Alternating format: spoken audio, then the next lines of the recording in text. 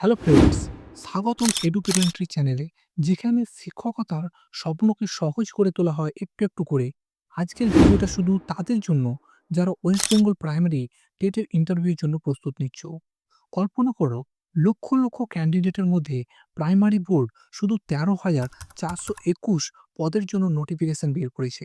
আর final merit list তৈরি হবে মাত্র 50 নম্বরের উপর।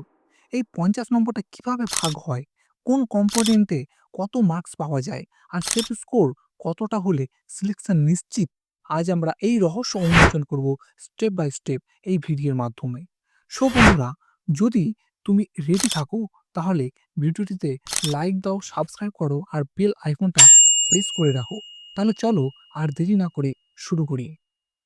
প্রথমে একটা quick overview. West Bengal primary teacher recruitment 2025-এর সিলেকশন প্রসেসে রিটেন এক্সাম কোয়ালিফাই করার পর আসে ইন্টারভিউ স্টেজ। কিন্তু ফাইনাল মেরিট লিস্ট সেটা তৈরি হয় কমিউলেটিভ স্কোরিং সিস্টেমে, মোট 50 নম্বরের উপর। এটা শুধু ইন্টারভিউ নয়, তোমার academic, training, TET score, extra curricular আর অ্যাপটিটিউড সব কিছু মিলিয়ে। সো বন্ধুরা, কেন এটা সব থেকে বেশি ইম্পর্টেন্ট? কারণ রিটেন এক্সামে যদি তুমি 60%, আমি অবশ্যই জেনারেলদের জন্য বলছি, পেয়ে কোয়ালিফাই করো, তাহলে ইন্টারভিউয়ে ডাক পাবে। কিন্তু সিলেকশনের চাবি কিন্তু ওই 50 নম্বরের মধ্যেই ঢুকে আছে। West Bengal board of primary education এর অফিসিয়াল নোটিফিকেশন অনুসারে এই স্কোরিং সিস্টেম নিশ্চিত করে যে শুধু বুকিস নয়, প্র্যাকটিক্যাল টিচাররাই কিন্তু সিলেক্ট হবে। চলো এখন দেখি এই 50 নম্বরটা কিভাবে ভাগ হয়েছে। এখানেই আসল magic. West Bengal board of primary এডুকেশনের অফিসিয়াল গাইডলাইন অনুসারে 50 নম্বরকে এমনভাবে ভাগ করা হয়েছে, আমি একটা টেবিল দেখাচ্ছি, আর প্রত্যেকটা এই 50 নম্বরটা কিভাবে ক্যালকুলেট করা হয় সেটা তোমাদের আমি বুঝিয়ে দিচ্ছি। তারপরে একটা উদাহরণ দিয়ে দেখবো বা তোমাদের দেখাবো কিভাবে একজন ক্যান্ডিডেটের স্কোর তৈরি হয়। তাহলে তোমরা বুঝতে পারবে তোমাদেরও স্কোর কিভাবে তৈরি হবে এবং তোমাদের কতটা স্কোর আসছে। মাধ্যমিকের সমতুল্য পরীক্ষার জন্য 5 নম্বর মার্কস নির্ধারিত করে রাখা আছে, সেটা পার্সেন্টেজের ওপর। যদি তুমি 80% নাম্বার পেয়ে থাকো তাহলে তুমি পাবে 4। আর উচ্চ মাধ্যমিকের জন্য রাখা আছে 10, সেটাও যদি তুমি 80% পেয়ে থাকো তাহলে তুমি পাবে 8। এনসিটি ট্রেনিং মানে ডিএলএড যারা করে রেখেছো, মানে ডিএলএড তো অবশ্যই দরকার, সেখানে 15 নম্বর মার্কসের জন্য কমপ্লিট করলে ফুল মার্কস পাওয়া যায়। পার্সিয়াল বা নন এনসিটি হলে কিন্তু 0। টিচার এলিজিবিলিটি টেস্ট অবশ্যই 5। টেট স্কোরের উপর ডিপেন্ড করছে। ধরে নাও তুমি 150-র মধ্যে 90 পেয়েছো, তাহলে তোমার সেই মার্কসটা আসবে 3। ঠিক আছে? এক্সট্রা কারিকুলার অ্যাক্টিভিটিসেও থাকবে 5, সেটাও অনেকে সাধারণত 2-3 পাওয়া যায়। ভাইবা বা ইন্টারভিউ, ভাইবা বা ইন্টারভিউ সেগুলোতেও থাকবে কি 5 করে থাকবে। কমিউনিকেশন ভাইভাতে থাকবে 5, সরি ভাইবা আর ইন্টারভিউতে থাকবে 5, কমিউনিকেশন, টিচিং স্কিল গড়ে 3-4 পেয়ে যায়, গড়ে পাবে। অ্যাপটিটিউড টেস্ট বা এক্সপেরিয়েন্স যদি থাকে, প্যারা টিচার হলে ধরো, তাহলে এটাও 5 নম্বরের মার্কস, কিন্তু গড়ে মোটামুটি 2-3 পেয়ে যায়। এইভাবে কি হয় 50 নম্বরটা মার্কসটাকে ভাগ করা হয়েছে। এবার আমি তোমাদেরকে দেখাবো ক্যালকুলেশন, মানে তুমি কিভাবে ক্যালকুলেশন করবে। ধরে নাও একটা ক্যান্ডিডেট যার নাম হলো রাহুল, হুম? মাধ্যমিকে সে 80% নাম্বার পেয়েছে। তাহলে কি করবে? এখানে আমাদের মাধ্যমিকে কত নম্বর ছিল? 5 নম্বর নির্ধারিত করা হয়েছিল। এবার ধরে নাও তুমি পেয়েছো 80, নাও 80%। তার মানে কি তুমি কি করবে? 80 ডিভাইডেড বাই 100 ইনটু 5, তাহলে তোমার দেখবে নাম্বার আসবে 4। উচ্চ মাধ্যমিকেও সেম, তুমি 85% যদি পেয়ে থাকো তাহলে তোমার আসবে 8.5। ডিএলএড তো সম্পূর্ণ না, মার্কস পাওয়া যায় 15 তে 15। তো এটা তোমার যেমন 90, 150-র মধ্যে তুমি পেয়েছো 90, তাহলে তুমি কি করবে? 90 ডিভাইডেড বাই 150 ইনটু 5, তাহলে তুমি নাম্বারটা পাচ্ছ 5 এ 3। বুঝতে পারলে? এক্সট্রা কারিকুলারে যেমন এনএসএস সার্টিফিকেট আছে তোমার ধরো, তাহলে তুমি কত পাবে? 3 পেলে। 5 এ 3। ইন্টারভিউ, ভালো প্রিপারেশন, কনফিডেন্ট যদি ভালো থাকো এবং কনফিডেন্টও থাকো, তাহলে তুমি মোটামুটি 5 এ 4 পেয়ে যাবে। আর অ্যাপটিটিউডে সাধারণ যদি পারফরম্যান্স হয় তোমার, তাহলে তুমি 5 এ মিনিমাম 3 পাবে। তো তুমি এটাকে টোটাল করো। টোটাল করলে একটা নাম্বার পেয়ে যাবে। বুঝতেই পারবে যে তোমার নাম্বার কত আসছে বা রাহুল কত নাম্বার পেয়েছে, তোমরা আমাকে বলো।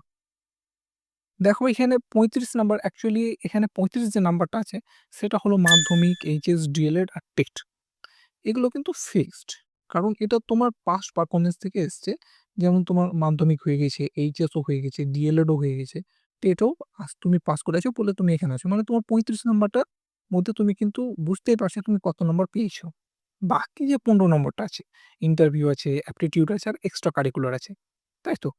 তো ইন্টারভিউ স্টেজে তোমরা কিন্তু বন্ধুরা এখানে আমি দেখাবো যে তোমাদের বলব যে ১০ নাম্বারটাকেই তোমাদের ধরতে হবে। কারণ ৯৫% ক্যান্ডিডেটস কিন্তু এক্সট্রা কারিকুলার থাকে না। তা এই ১০ নম্বরটার উপর কিন্তু খুবই জোর দিতে হবে। কারণ এই ১০ নম্বরই তোমার চাকরি কিন্তু নির্ধারণ করে দেবে। এই ১০ নম্বরটা তোমার ধরে নাও যারা ইন্টারভিউ ভালো দেবে আর তোমার ডেমো ক্লাস ভালো দেবে, তারা কিন্তু ওই জায়গাটাতে এগোবে। আর এই জায়গাটাতেই কিন্তু তোমাদের লড়াই হবে। বুঝতে পারলে? চলো এবার আমি তোমাদের দেখাবো সেপ স্কোর কতটা হবে। এটা যদিও ইম্পোর্টেন্ট নয়, তোমরা কিন্তু এটাকে স্কিপ করবে অবশ্যই। ভিডিও বানানোর ক্ষেত্রে অবশ্যই বানাতেই হয়। তাই এটা আমি বানিয়েছি সেপ স্কোর। এবার প্রত্যেকেরই জানার ইচ্ছে থাকে যে কত হতে পারে। কিন্তু এটা সম্পূর্ণ আমার পার্সোনাল মত কিন্তু। ঠিক আছে? তার জন্য তোমার মতে হয়তো কমও হতে পারে, আমারটা তোমার কাছে ভ্যালিড নাও হতে পারে। অবশ্যই এটাকে তোমরা ইগনোর করবে। এবার প্রশ্ন হলো একজন ক্যান্ডিডেট কত নম্বর পেতে পারে? পাস্ট ট্রেন্ড দেখে বলছি গোয়ার স্কোর ধরে নাও ৩৫ থেকে ৪০। তাহলে সেফ স্কোর জেনারেলদের জন্য ৪২ প্লাস প্লাস করো, এসসি এসটি ওবিসিদের জন্য ৩৮ প্লাস। কিন্তু বন্ধুরা এটা আমার ব্যক্তিগত মত, কাট অফ বছর ভেদে চেঞ্জ হয়। তবে ৪৫ প্লাস হলে প্রায় তোমরা ধরে নাও যে তোমার সিলেকশন হয়ে যাবে। আমার মতে এসবগুলো নিয়ে অত চিন্তা ভাবনা করার দরকার নেই। ঠিক আছে? তবে আমি একটা কথাই বলবো, তোমরা এই একটা ভালো স্কোর কিভাবে অ্যাচিভ করবে কয়েকটা তোমাদের সাথে আমি গোল্ডেন টিপস শেয়ার করব বা করছি। যেমন তোমার একাডেমিক তোমার হাতে নেই। আমি বলতাম যে একাডেমিক স্কোরটা তুমি বুস্ট করো। কিন্তু এটা তোমাদের হাতে নেই। কারণ মাধ্যমিক, এইচএস এর রেজাল্ট আগেই হয়ে গেছে। কিন্তু এক্সট্রা কারিকুলার যদি সার্টিফিকেট পেয়ে থাকে তাহলে তার জন্য আমি অবশ্যই বলব সে ২-৩ নম্বর কিন্তু তার পকেটে নিয়ে ঘুরে বেড়াচ্ছে। মানে এক্সট্রা নাম্বার পেয়ে গেছে। ডেমো ক্লাসটা অবশ্যই প্র্যাকটিস করবে। কারণ ইন্টারভিউতে টিচিং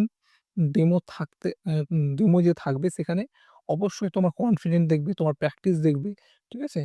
তারপরে অবশ্যই তোমরা ইন্টারভিউর বই পড়ো। ইন্টারভিউর বই পড়াটা খুব ইম্পোর্টেন্ট। কারণ ইন্টারভিউ বলতে প্রাইমারির বই পড়ে রাখো। যেমন ক্লাস 1 থেকে 5 এর বইগুলো একবার চোখ বুলিয়ে রাখো। যেন ওই বইয়ের প্রতি তোমার যেন নলেজ থাকে এবং স্যাররা যদি জিজ্ঞেস করে তোমাকে, যেন তুমি সেখানের ব্যাপারে জানো বা তোমার কিছু একটা নলেজ আছে, সেটাও যেন তুমি জানাতে পারো। মানে বুঝতেই পারছো আমি যেটা বলতে চাইছি, ইন্টারভিউ আর ভাইভাটা কিন্তু খুব ইম্পোর্টেন্ট। ওখানে আমাদেরকে কিন্তু হাতছাড়া করলে হবে না। ওই জায়গাটাতে আমাদেরকে যতটা পারবো আমরা নিজেদেরকে প্রিপেয়ার করে ইন্টারভিউ প্র্যাকটিস এটা খুবই ইম্পোর্টেন্ট। তোমরা মক ইন্টারভিউ নাও। প্রশ্ন যেমন ধরে নাও, একটা ধরো নাও আমি তোমাদের প্রশ্ন বলছি, ক্লাসে ম্যানেজমেন্ট কিভাবে তুমি করবে? তুমি সেখানে কনফিডেন্স দেখাবে। মনে রাখো এই ১০ নম্বরই কিন্তু তোমার কেরিয়ার তৈরি করে দেবে।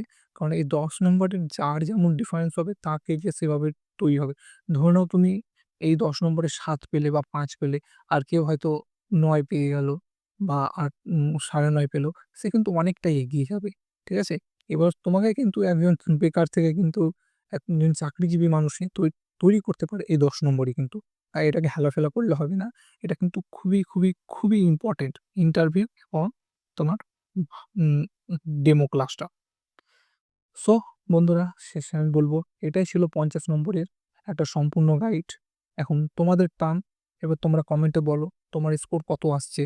আর যদি এই ভিডিওটি তোমাদের হেল্পফুল লেগে থাকে, ভালো লেগে থাকে তাহলে অবশ্যই তোমরা লাইক করো, শেয়ার করো আর সাবস্ক্রাইব করতে ভুলবে না হিরো এন্ট্রি চ্যানেলকে। পরের ভিডিওতে দেখা হবে। ইন্টারভিউ এর প্রশ্ন উত্তর নিয়ে আমরা আলোচনা করব। তোমাদের অবশ্যই ভালো লাগবে। শিক্ষকতার স্বপ্ন পূরণ করো। Good luck. বাই।